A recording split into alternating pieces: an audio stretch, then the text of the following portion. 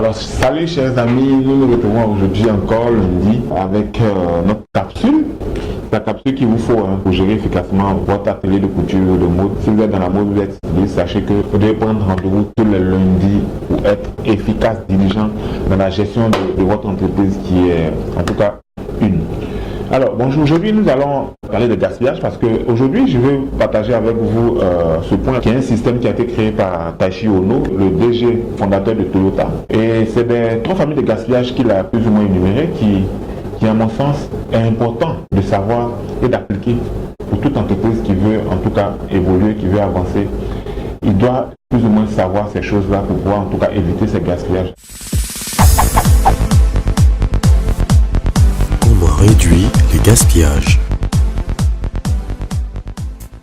Dans les 7 gaspillages, dans 7 ou 8 gaspillages par exemple, qu'il avait énuméré, qui pour moi, en tout cas va nous aider à gérer au mieux nos entreprises. Parce que vous me le dites, que c'est vrai, vous travaillez beaucoup, vous finissez beaucoup d'efforts, vous faites tout, mais au final, il n'y a pas le rendement escompté, il n'y a pas le rendement voulu, vous ne voyez pas vraiment les revenus de cette activité-là. C'est dû au fait aussi, en partie, à tous ces gaspillages. Parce que vous devez savoir que vous gaspillez beaucoup.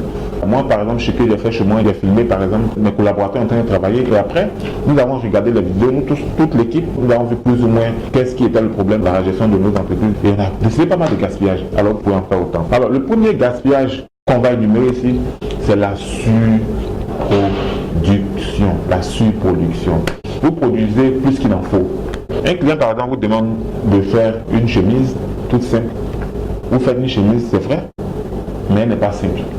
On guillemets parce que la simplicité, c'est vrai, elle est relative, mais elle n'est pas ce que le client a demandé.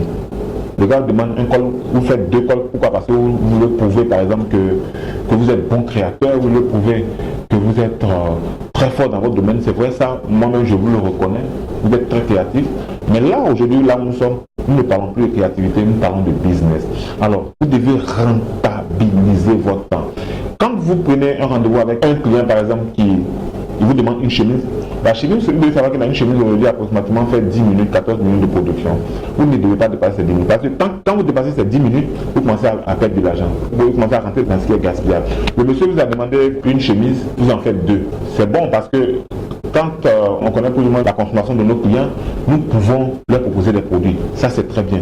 Mais faites toujours des choses où vous êtes sûr que c'est ce qu'il veut et au moment où il le veut. Vous comprenez? Par exemple, vous faites des chemises, le faites pendant la rentrée scolaire. Vous savez très bien que pendant la rentrée scolaire, tout ce dont les parents ont besoin, c'est les tenues de leurs enfants.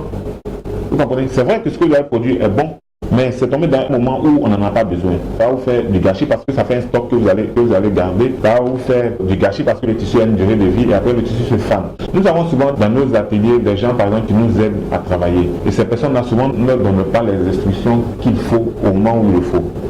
Vous comprenez? Et donc ces personnes-là souvent font des choses qu'on n'a pas forcément demandé.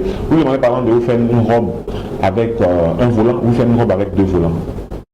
Vous lui demandez de vous faire une robe avec une manche, vous faites une robe avec une manche bouffante qui lui prend toute la journée au lieu de prendre la demi-journée. C'est la surproduction. Si vous faites par exemple du porte-à-porter, vous pouvez vendre par exemple 30 chemises. Ne produisez pas au-delà de 30 chemises. Si vous produisez au-delà de 30 chemises, vous allez faire de la surproduction. Qu'est-ce que ça devient? Vous allez pouvoir vendre effectivement vos 30 chemises. Mais le surplus de production que vous avez fait là, ça va vous rester sous la main. Vous n'allez pas pouvoir vendre. Et vous savez très bien avec moi que le tissu a une durée de vie.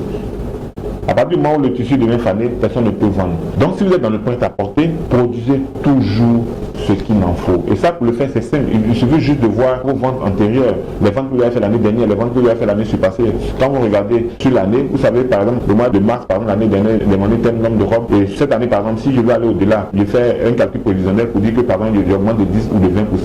Mais ne produisez pas au-delà parce que vous avez eu un financement, vous avez eu de l'argent, vous produisez parce qu'il faut produire. Non, la sous-production va vous faire perdre de l'argent et à un moment donné, vous allez pouvoir rentrer dans vos fonds. Le deuxième gaspillage ici, c'est le stockage. Et ça, c'est dommage, mais vraiment, dans nos ateliers de couture, il y a un stock pas possible.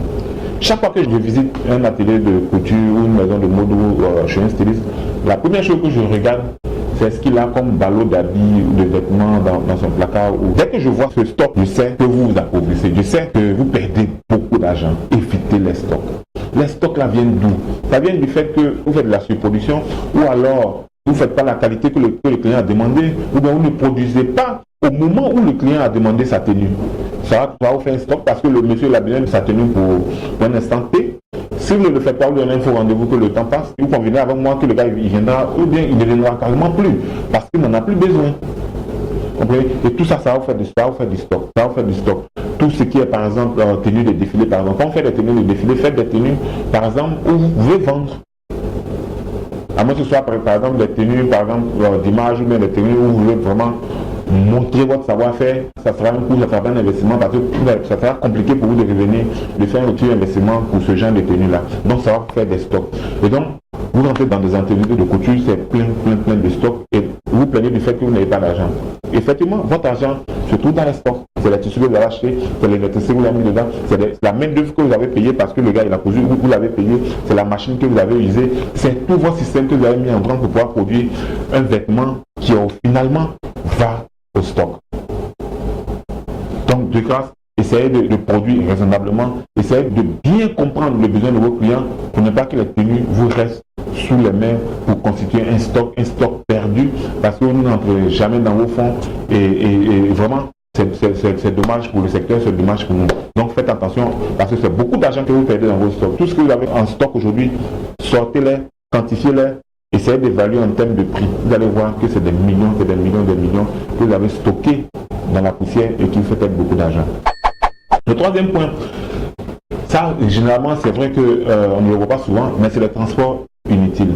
Vous savez qu'habituellement le transport coûte cher.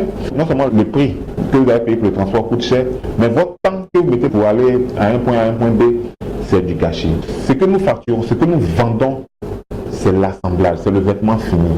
Tout ce qui est autour du vêtement, la préparation, l'achat du tissu, c'est vrai, on ne peut pas supprimer. Je ne veux pas dire que le monsieur t'a commandé des robes ou des tissus par exemple que tu dois prendre après chez lui. Je ne veux pas dire que tu n'iras pas.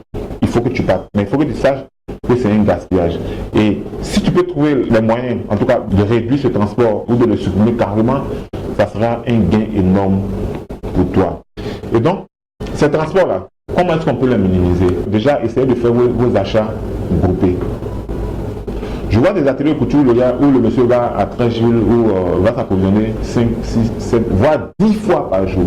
C'est des transports, c'est beaucoup d'attente de travail parce que les gens t'attendent pour travailler, c'est du gâchis. Et tout ça, si vous mettez la vie des gens en danger, celui-même qui va acheter, celui-même qui va prendre le titre, bon, plein de choses qui font que tous ces transports-là nous font des va-et-vient et c'est un gain énorme. C'est beaucoup d'argent que nous gaspillons dans les transports. Et donc, ces transports constituent, c'est vrai, un gâchis, mais essayez de le minimiser parce que c'est clair qu'aujourd'hui, dans notre domaine, on ne peut pas supprimer carrément ce transport-là.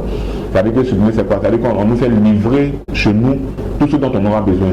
Aujourd'hui, c'est vrai que c'est difficile. Vous pouvez venir nous livrer tous nos tissus du mois, tous nos intrants du mois. Mais ce que vous pouvez faire, c'est de minimiser ce transport-là. C'est de minimiser ce transport-là. Si vous avez une comptabilité, par exemple, vous avez sorti tout ce qui est transport mensuellement, annuellement, vous allez voir que c'est un gain pas possible. Donc, essayez au maximum de réduire ce transport-là. Alors la quatrième étape, c'est tout ce qui est traitement inutile. Je donne un exemple tout simple, c'est-à-dire que par exemple, vous savez qu'une tenue, pour le rendre au client, doit être repassée. Alors vous finissez de confectionner votre tenue, vous le repliez, on le met dans un carton, dans un placard quelque part, et quand le client vient, vous êtes obligé de repasser encore ces vêtements-là. C'est des traitements inutiles parce que vous repassez 2 fois, vous gaspillez l'électricité, c'est le fer à repasser aussi que vous utilisez, donc l'amortissement du fer à repasser. Donc tous ces processus-là ne sont pas des processus qui sont utiles. Quand vous rangez vos armoires ou le rangement, surtout dans les ateliers de mode, il faut vraiment être ordonné. Parce que tout ce qui est recherche et désordre crée beaucoup de traitements inutiles. Vous allez faire attendre les gens, vous allez passer toute une journée en train de chercher une tenue. Alors que si vous avez pris le temps en amont de bien ranger ces choses-là, vous allez voir que vous n'allez pas chercher. Dès que vous avez besoin d'un produit, vous le prenez. Il y a des rangements qui sont intelligents, que ce soit visible, que tout soit visible. On parle de ce traitement inutile quand on fait de la surqualité. C'est-à-dire qu'un produit, par exemple, on ne va pas demander par exemple de mettre du collant, par exemple dans une pièce, vous mettez du collant pendant que le gars ne vous a pas demandé. C'est un investissement en plus que vous faites et cet investissement-là, la personne ne vous rendra pas. Vous comprenez? Et rendez toujours ce que le client vous demande. Respectez tout le cahier de charges. Alors le 5e point, c'est les mouvements inutiles. C'est extrêmement grave parce que les gens ne le perçoivent pas toujours, mais il y a beaucoup de gaspillage de mouvements. Et ça, après on aura une capsule complète là-dessus parce que c'est très important dans la fabrication et dans la confection. Qu'est-ce qui est mouvement inutile par exemple? En fait, mouvement inutile, tous les mouvements sont compliqués alors que c'est des mouvements que vous devez faire chaque fois. Et donc, c'est quoi par exemple? Vous avez besoin par exemple d'une paire de ciseaux, ne mettez pas la paire de ciseaux à 2 mètres de vous. Vous comprenez? Vous avez besoin par exemple des épingles, ayez toujours votre pelote sur le bras. Sinon, vous allez vous lever de votre machine, aller prendre une paire de ciseaux à 5 mètres, revenir, après aller prendre une épingle, après aller prendre du collant à l'autre bout de l'atelier, passer ici, aller prendre un bouton. Tout ça, c'est des mouvements inutiles. Quand on travaille, tout le monde est assis, personne ne bouge. Mais vous remarquez que dans nos ateliers, c'est des défilés. Il va à gauche, il va à droite, l'autre vient ici. Et donc, c'est compliqué, ça vous fait perdre beaucoup d'argent. Parce que c'est du temps que vous perdez, c'est de la matière que vous perdez, c'est beaucoup de choses que vous perdez. Donc, en tant que gestionnaire de ces entreprises, de mots, tapez sur ces points. Alors, le dernier point ici, c'est les défauts, les erreurs et rebuts dans nos ateliers. Vous remarquez que j'ai parlé de ça plus haut, les stocks. On a du stock. Pourquoi? Parce que nous n'avons pas d'instructions claires de nos clients. Donc ça part déjà de là. Ayez déjà un cahier de charges qui est clair, qui demande tout ce que le client veut, de façon en tout cas très claire, de sorte qu'il n'y ait pas après de malentendus. Dans toutes nos poubelles, vous voyez des tissus énormes. Et ça, c'est vrai, vous ne le savez pas, mais c'est votre argent qui est la poubelle. Quand vous achetez un tissu pour une chemise, essayez d'avoir le poids de ce tissu-là. Et quand vous finissez de confectionner la chemise, retenez le poids de la chemise, vous allez voir près de 60% du tissu est allé à la poubelle. Mais c'est dû à quoi? C'est dû au fait que la coupe n'a pas été optimisée.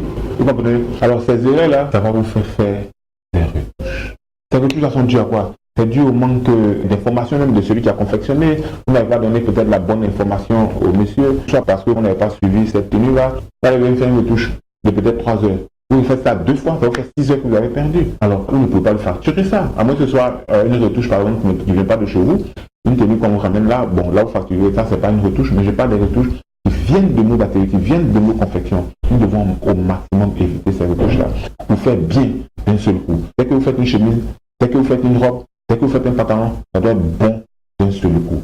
Sinon, nous allons toujours passer notre temps à nous plaindre parce que nous n'allons pas avoir la trésorerie qu'il faut. Nous ne serons jamais liquides parce que nous prenons le temps à faire et refaire les choses pour lesquelles nous ne sommes pas payés, voire les retouches. Alors je pense qu'on va s'arrêter. La semaine prochaine, on pourra continuer sur les 2 derniers points qui restent à développer en termes de gâchis. Alors je vous remercie. Si vous avez aimé la vidéo, vous pouvez la partager avec vos amis et envoyer toujours en tout cas des questions pour qu'on essaie de répondre au mieux à vos attentes. Merci et à la vidéo prochaine.